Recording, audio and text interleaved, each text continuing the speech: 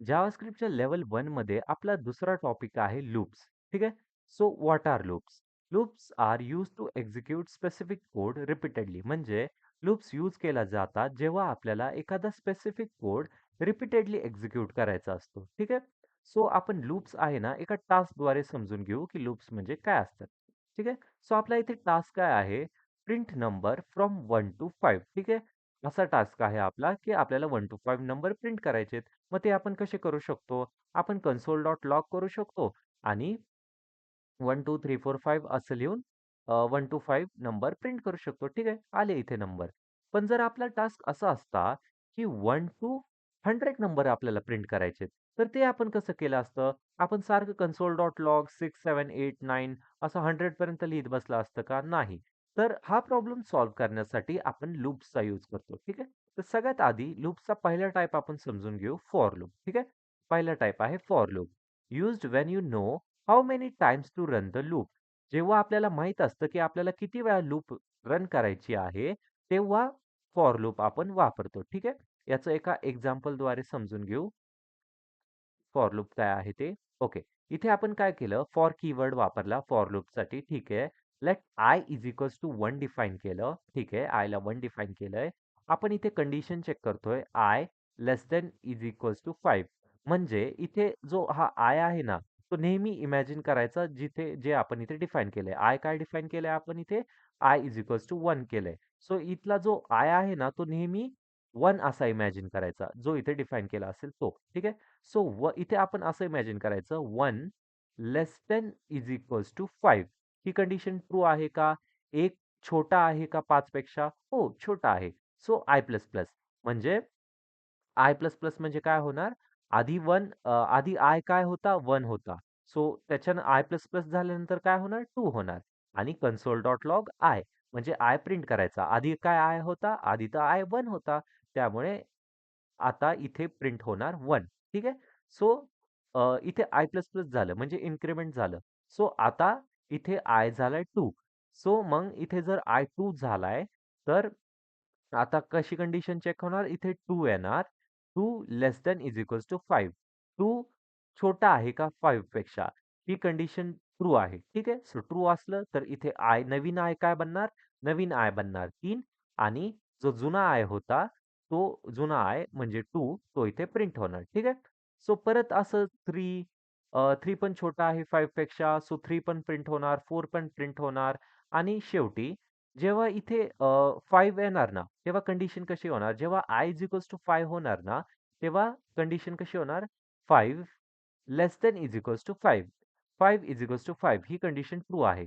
So I plus plus होणार. म्हणजे finally इथे आय 6 होणार आणि 5 पण इथे ऑफ कोर्स प्रिंट होणार आहे. पण आता कंडिशन कशी चेक होणार? आय आता आपला 6 झालाय ना, त्याच्यामुळं 6 less than is equals to 5 ही कंडिशन ट्रू आहे का? नाही. 6 हा छोटा नाहीये 5 पेक्षा किंवा 5 पण नाहीये. त्याच्यामुळे ही कंडिशन फॉल्स झाली, की काय होणार? लूप आपली तिथेच थांबणार आणि 1 टू 5 पर्यंत नंबर प्रिंट होणार. बघून घेऊ आपण काय झालं. ओके, तसंच झालं. 1 टू 5 पर्यंत नंबर प्रिंट झाले आणि जेव्हा आय इज इक्वल्स टू 6 झाला, तेव्हा काय झालं? लूप ही संपली आपली. ओके. सो त्याला मी कमेंट करून घेतो. आणि आता आपण बघू की फॉर लूपचं सिंटॅक्स काय असतं. ठीक आहे. तर सगळ्यात आधी फॉर कीवर्ड आपण जसं बघितलं त्याच्यानंतर इनिशियलायझेशन. इनिशियलायझेशन म्हणजे आय इज इक्वल्स टू 1 केलं ना ते इनिशियलायझेशन. याला आपण डिफाईन करणं पण म्हणू शकतो की डिफाईन केलं आय इज इक्वल्स टू 1. त्याच्यानंतर कंडिशन जी कंडिशन आपल्याला चेक करायची असेल ती आणि त्याच्यानंतर इन्क्रिमेंट म्हणजे आपलं आय प्लस प्लस इथे डिक्रिमेंट पण येऊ शकतं. ते पण बघू आपण. ठीक आहे. ओके. सो आता फॉर लूपचं सेकंड एक्झाम्पल बघू. सेकंड एक्झाम्पलमध्ये आपण काय केलंय? सेकंड एक्झाम्पलमध्ये आय आपण 10 डिफाईन केलेला आहे आणि कंडिशन काय दिलेली आहे? I less than is equals to 1. म्हणजेच आय म्हणजे काय बघायचं इथे? काय इमॅजिन करायचं? 10 इमॅजिन करायचा. आय म्हणजे 10 आहे. So 10 greater than is equals to 1. ठीक आहे. ग्रेटर दॅन आहे हे. 10 greater than is equals to 1 ही कंडिशन ट्रू आहे का? 10 मोठा आहे का 1 पेक्षा? हो, ही कंडिशन तर ट्रू आहे. तर इथे काय होणार? आय मायनस मायनस होणार. आता वरती तर आपण आय प्लस प्लस केलं आणि इथे आय मायनस मायनस केलंय. म्हणजे काय? इथे आपण इन्क्रिमेंट केलं आणि इथे आपण डिक्रिमेंट करतोय. म्हणजे आय मायनस मायनस म्हणजे काय? आय ची व्हॅल्यू जर आता 10 होती, डिक्रिमेंट करतोय तर आय ची व्हॅल्यू होईल 9. ठीक आहे.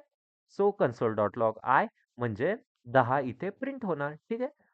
मग त्याच्यानंतर आता आय ची नवीन व्हॅल्यू काय आहे? आय ची नवीन व्हॅल्यू तर आता 9 झालेली आहे.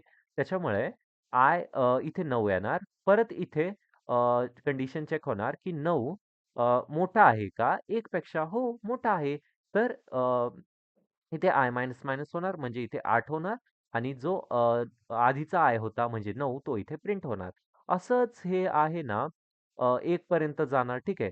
आय आपला 1 होणार. ठीक आहे. आय 1 झाला की I is equals to 1 I 1 झाला की आय इज इक्वल्स टू 1 ही कंडिशन ट्रू होणार आणि फायनली आय जर आपला 0 झाला की लूप ही आपली ब्रेक होणार, है ना? कारण 0 greater than is equals to 1 ही कंडिशन फॉल्स होईल. त्याच्यामुळे आपली लूप संपेल आणि 10 टू 1 पर्यंत नंबर्स प्रिंट होतील. ठीक आहे. असंच झालं इथं 10 टू 1 पर्यंत नंबर प्रिंट झाले. ठीक आहे. सो एवढीच होती आपली फॉर लूप. आता आपली नेक्स्ट लूप आहे व्हाईल लूप. व्हाईल लूप म्हणजे काय? Used when the number of repetition is not known in advance. म्हणजे जे लूपचं रिपिटेशन आहे ना ते किती वेळा रिपीट होणार आहे हे आपल्याला आधीच माहीत नसतं and depends on a condition. ते डिपेंड असतं कंडिशनवरती. ते कसं आपण आता आत्ता लगेच बघून घेऊ. इथे मी काय केलं, I is equals to 1 define केलंय आणि कंडिशन ठेवलेली आहे, की आय म्हणजेच 1 less than is equals to 5. ठीक आहे. कंडिशन अशी अशी आहे. सो ही कंडिशन तर ट्रू होईल, राइट? कारण 5 मोठा आहे. मग आय प्रिंट करायचा आहे आणि आय प्लस प्लस व्हायचंय. तर इथे काय होईल? 1 टू 5 प्रिंट होईल. ठीक आहे. ओके. हे तर समजलं आपल्याला. आता आपण नेक्स्ट टाइप बघू do while loop.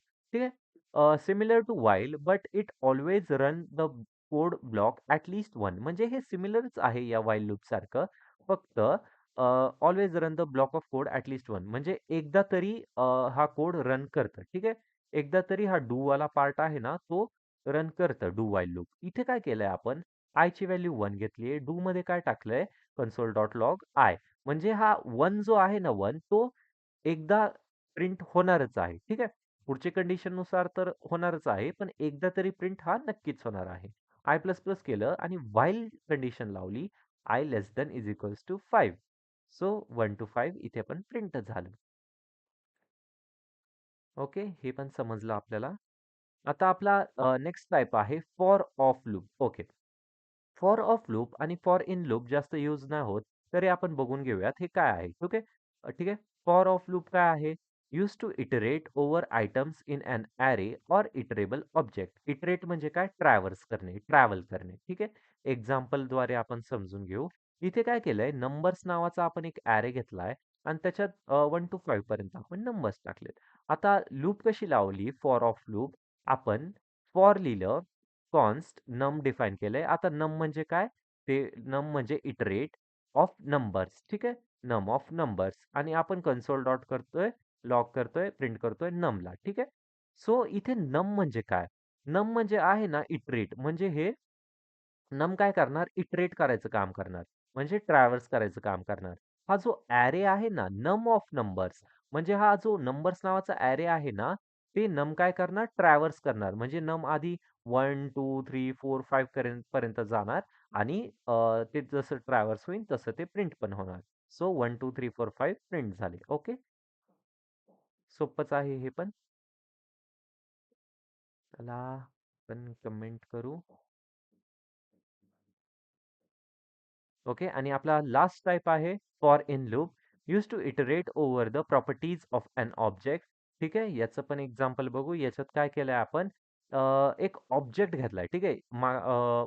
For of loop मध्ये आपण काय घेतला होता? ॲरे घेतला होता आणि याच्यात आपण ऑब्जेक्ट घेतलाय. काय केलंय? नेम इज इक्वल नेम सनी केलंय आणि एज 20 केलंय. ठीक आहे. मग आपण काय केलंय? फॉर कॉन्स्ट की इन पर्सन. ठीक आहे. की इन पर्सन. की म्हणजे कोणती? आपलं हे नेम, एज. ठीक आहे. आणि लॉक केलंय आपण की आणि पर्सन इन की. ठीक आहे. सो काय प्रिंट झालं पाहिजे? आपली की प्रिंट झाली आणि व्हॅल्यू प्रिंट झाली. नेम, सनी, एज 20. सो ठीक आहे. एवढंच आहे लूप्समध्ये.